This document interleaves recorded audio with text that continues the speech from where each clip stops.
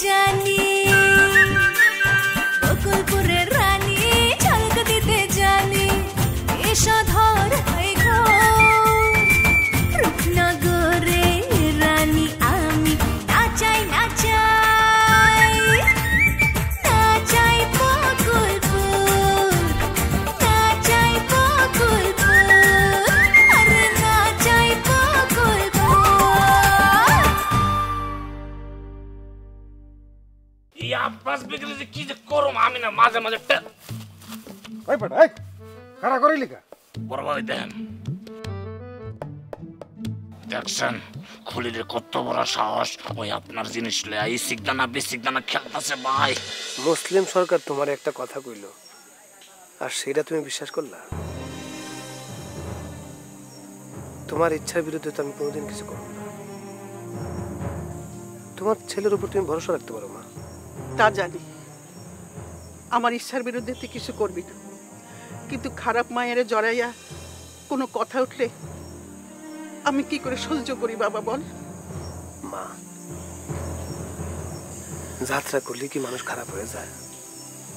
যায় না মা যে দিবা তোমার সাথে এতদিন ছিল তারে কি খারাপ মেয়ে মনে হয়েছে না খারাপ মেয়ে তো মনে হয় না এই যে রত্না সে কি খারাপ মেয়ে না সে যদি খারাপ হইতো তাহলে তো মুসলিম সরকারের প্রস্তাবে সে সাড়া দিত সারা দেয়নি কসকে মতিন তো কইল রত্না মুসলিম সরকার বাড়িতে দাওয়াত খাইতে গেছিল হ মা গেছিল তবে সে সেখানে গেছিল আমার কথা ভাইবা মুসলিম সরকারের দাওয়াতে সে না গেলে যাত্রা বন্ধ হয়ে যেতে পারে তাতে আমার লসের কথা ভাইবা সে এরকম একটা ভয়ঙ্কর মানুষের দাওয়াতেও শিখেছে কিন্তু মুসলিম সরকার তার কোনো ক্ষতি করতে পারে নাই এখন তুমি কও মা আমার এই লোকসান থেকে বাঁচানোর জন্য যে মাইয়া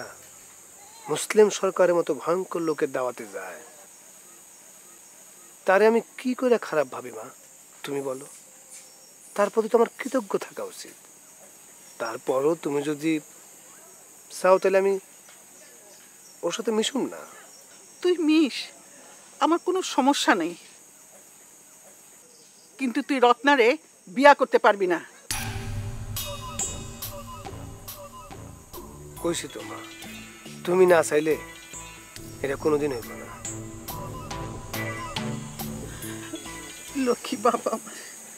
আয় খাইবার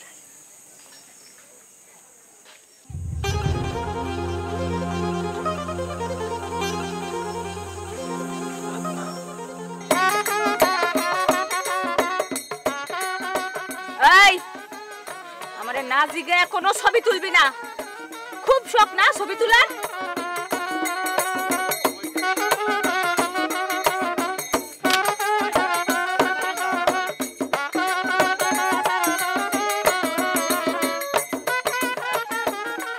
কি হয়েছে কোনো সমস্যা না তাইলে এমন মন মরা হয়ে বসে আছে যে আজকে হঠাৎ সুন্দরের মধ্যে কুৎসিত দেখছি জানো কেমন মানে তুমি কি খলিলদার কথা কইতেছো নাকি না তার মায়ের কথা বলতেছে কি কি কওয়েডি আজ বিকেলে খলিল ভাই তাদের বাড়িতে আমার নিয়ে গেছিল আমি যখনই তাদের বাড়িতে যাই তার মা আমার দেখা খুশি হতো কিন্তু আজকে জানো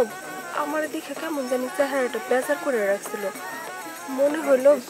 আমার আজকের যাওয়াটা সে একদমই পছন্দ করেনি আসলে হয়েছে কি আমরা তো যাত্রার মায়া সমাজ আমাগো সহজভাবে গ্রহণ করে না এর লেগে হয়তো হ্যাঁ আমাগো ঠিক মতো গ্রহণ করতে পারে না তোমার আসলে হ্যার বাড়িতে ঘন ঘন যাওয়াটা একদমই উচিত হয় না আমি তো আসলে সরল বিশ্বাসে গেছিলাম ভদ্রলোকেরা আমাগো সরল বিশ্বাস রে গরল বিশ্বাস মনে করে আসলে বুঝতে পারছো এখন তো তাই দেখতেছি। যাবগা, ওইসব কথা আর মাথায় রাখো না তো, একটু পরে শুতে যাইতে হবে। হ কি রে রত্না, তুই এখনো রেডি হস নাই? আরে রেডি হ।